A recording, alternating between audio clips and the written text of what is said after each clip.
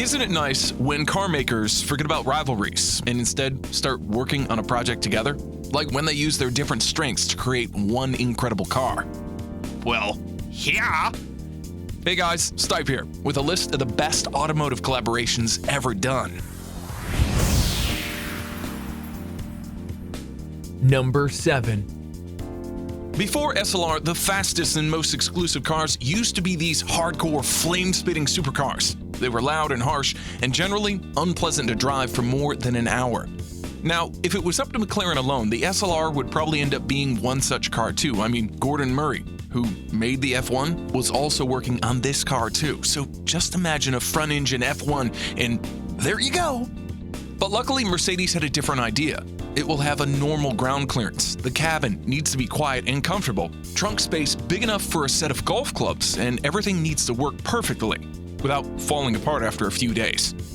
The end result was somewhat confusing. Is SLR a Grand Tourer, or is it a supercar? I mean, it has the speed, the power, ceramic brakes, carbon fiber body, side exhausts, shark gills, and the World War II fighter plane noises.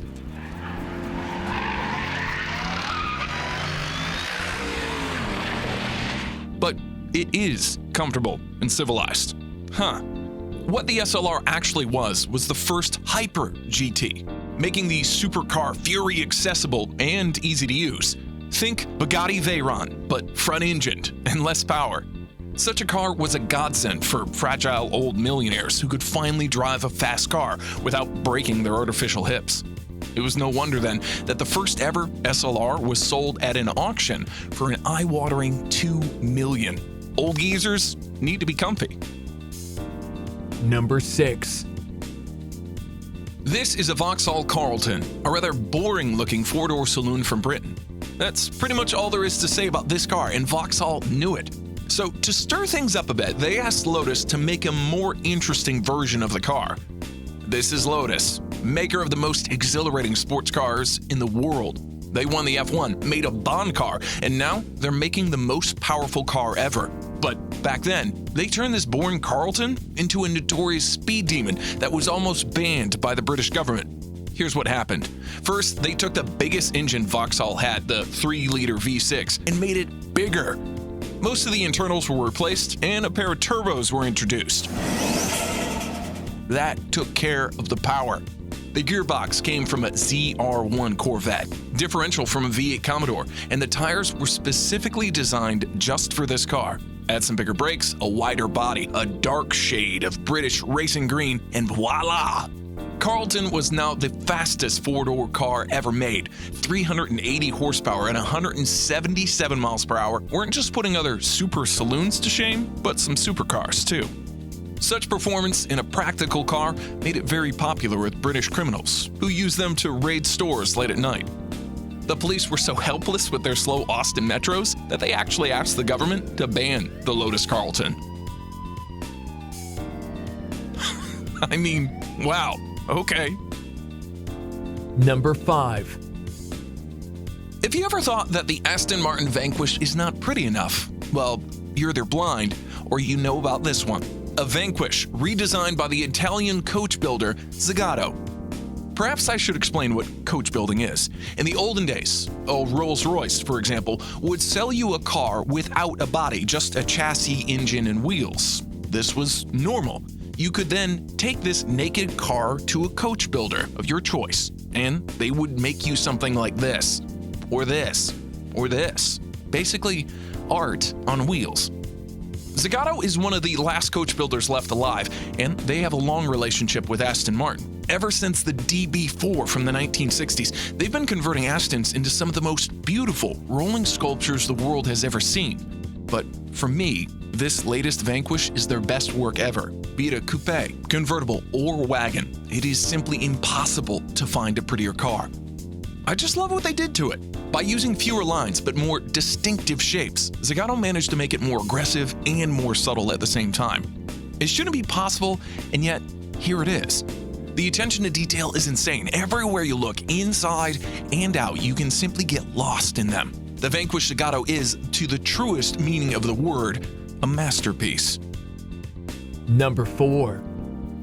BMW M1 was the first, and for a very long time, the only mid-engine supercar Bavarians had ever built, and it's a miracle it was built at all. The reason why this car exists is because BMW wanted to race in the Group 5 division with a properly developed race car, and not just a modified 2002. However, there was a rule. You can only enter cars that have been produced more than 400 times. To speed up the project and production, BMW partnered with Lamborghini. The deal was, Giuseppe will do the body, the chassis, the prototypes, and the final assembly, while Hans is busy doing the engines. So really, this car is more Italian than German. But just a year later, Lamborghini went bust. Ah, shit, now what, right? Luckily, some Lambo engineers who had worked on the project started their own company and offered to finish the M1. But by the time that happened, the Group 5 rules had changed and BMW couldn't race anyone but themselves. Still, it's an amazing car. The body's lightweight fiberglass and has more slits than an emo teenager.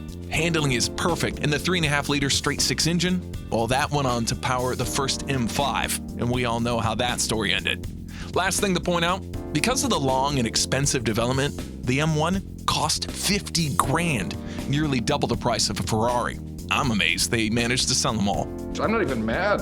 That's amazing. Number 3. Despite kicking ass at rallying, the road-going Audi Quattro didn't quite manage to capture the hearts of petrolheads like the BMW M3 did.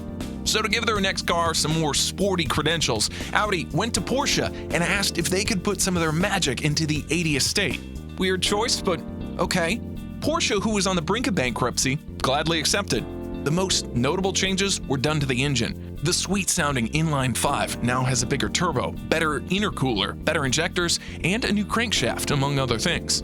So much work was done to that engine that Porsche decided to put their own logo on it. The result was 315 horsepower, which was 100 more than what the engine made in the Quattro. This plus Audi's all-wheel drive system meant that the RS2 could smoke even the McLaren F1 off the line. The suspension was Porsche's own, as well as the brakes. Wheels, door mirrors, indicators, all these were parts simply ripped off the 911 and bolted to the RS2. This also meant that the RS2 has more Porsche logos than Audi's. The significance of this car is hard to ignore. It started the whole Audi RS division, which in turn started this era of practical performance cars that we live in now. I mean, why not have 4 doors and a big trunk? The engine is what makes the car go fast, not the shape of it. Number 2.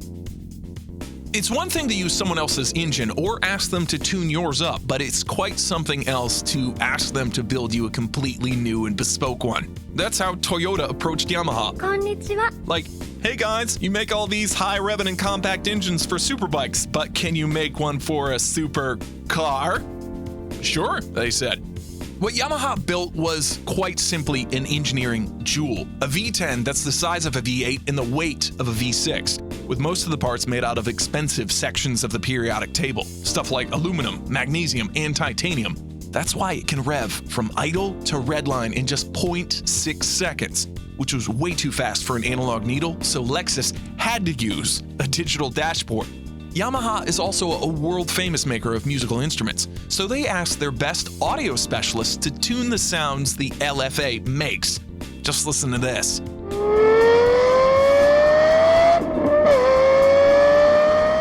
And you can bet your bottom dollar the rest of the car was just as over-engineered as the engine. I mean, they spent a whole decade developing it. Toyota simply wanted to show what they really can do. Who cares if they lose money on every car they sell? The LFA is here to send a message, not to make a profit. And everyone was like, okay man, message received. Number 1. This thing may have the Alfa Romeo badges, but really it's a 4-door Ferrari. Check this out. The 500 horsepower twin-turbo V6 was developed by Ferrari, specifically for this car, but really it's the exact same thing you'll find in the California T, minus 2 cylinders. The chassis, suspension, and driveline were also developed by Ferrari. Carbon fibers used for the hood, roof, driveshaft, seats, and more. But all the aluminum parts, which make up 85% of the body, were done where? Ferrari's foundry in Maranello.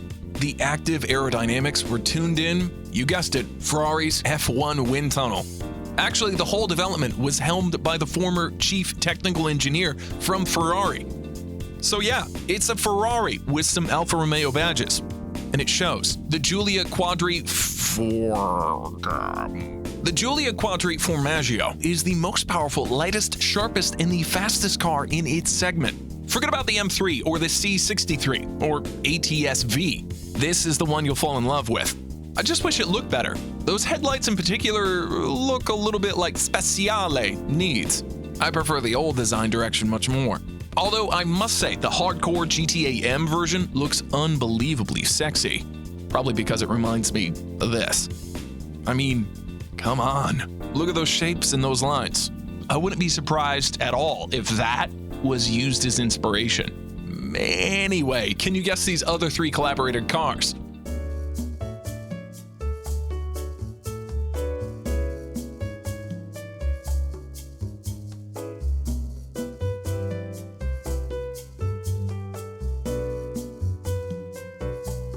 Did you guess them? Write them down in the comments. Vote here on which topic I should do next, and I'll see you in the next one.